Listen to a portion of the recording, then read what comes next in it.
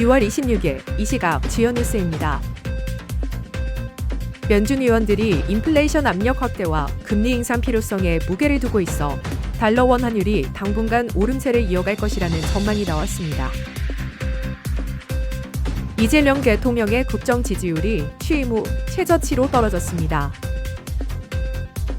청년 미래적금에 대해 신청자가 몰려도 예산 부족 사태는 없을 것이라는 관측이 나왔습니다.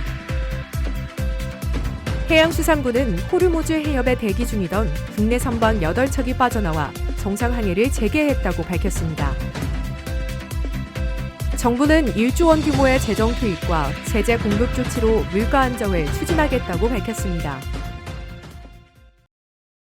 달러 원 환율이 당분간 오름세를 이어갈 것이라는 전망이 나왔습니다.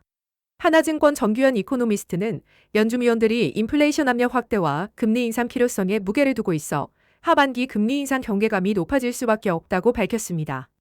현재 금리 선물 시장은 미국이 올해 9월과 내년 3월 두 차례 금리를 인상할 가능성을 이미 반영한 상태입니다. 미국의 제조업과 서비스업 PMI가 6월에도 확장 국면을 이어가고 있어 달러의 상대적 강세 압력이 높아지고 있습니다. 전 이코노미스트는 달러 반영 전환을 위해서는 케빈 허시 연준 의장의 비둘기파적 색채를 확인해야 한다고 강조했습니다. 원화는 역대 최대 수준의 경상수지 흑자에도 불구하고 자본 유출로 인해 과도하게 저평가된 상태로 미국과의 통화 스와프 체결 등 한미 공동의 환율 안정 노력이 필요하다고 지적했습니다. 3분기와 4분기 평균 환율은 각각 1,545원과 1,530원으로 전망됩니다. 이재명 대통령의 국정 지지율이 취임 후 최저치로 떨어졌습니다. 한국갤럽이 23일부터 25일까지 전국 만 18세 이상 유권자 1,000명을 대상으로 조사한 결과 직무 긍정 평가는 전주보다 6%포인트 급락한 51%를 기록했습니다. 부정 평가는 41%로 취임 후 처음으로 40%를 넘어섰습니다. 긍정 평가 이유로는 외교가 24%로 가장 많았고 부정 평가 이유로는 경제 민생 고환율이 15%로 1위를 차지했습니다. 정당 지지도에서는 더불어민주당 41%, 국민의힘 27%를 기록했으며 국민의힘은 전주 대비 2%포인트 하락했습니다. 민주당 차기 당대표 경선 선호도에서는 김인석 국무총리가 26%로 선두를 달리고 있습니다. 청년 미래적금 신청자가 몰려도 예산 부족 사태는 없을 것으로 보입니다. 이재명 대통령은 지난 23일 국무회의에서 신청기간 내 요건을 충족한 신청자는 추가 예산을 편성해서라도 모두 처리하라고 지시했습니다. 출시 첫날인 22일 하루에만 19만 6천 명이 신청했고 전체 신청자는 약 200만 명에 달할 것으로 예상됩니다. 그러나 신청자 전원이 계좌를 개설할 수 있는 것은 아닙니다. 연령, 소득, 가구원 소득 등 까다로운 심사를 통과해야만 실제 계좌 개설이 가능합니다. 과거 청년 도약 계좌의 경우 신청자 중 실제 계좌 개설 비율은 30에서 40%에 그쳤습니다. 현재 금융위원회는 320만 명 규모의 예산을 확보한 상태로 이번 1차 신청만으로는 예산 한도를 초과하지 않을 것으로 전망됩니다.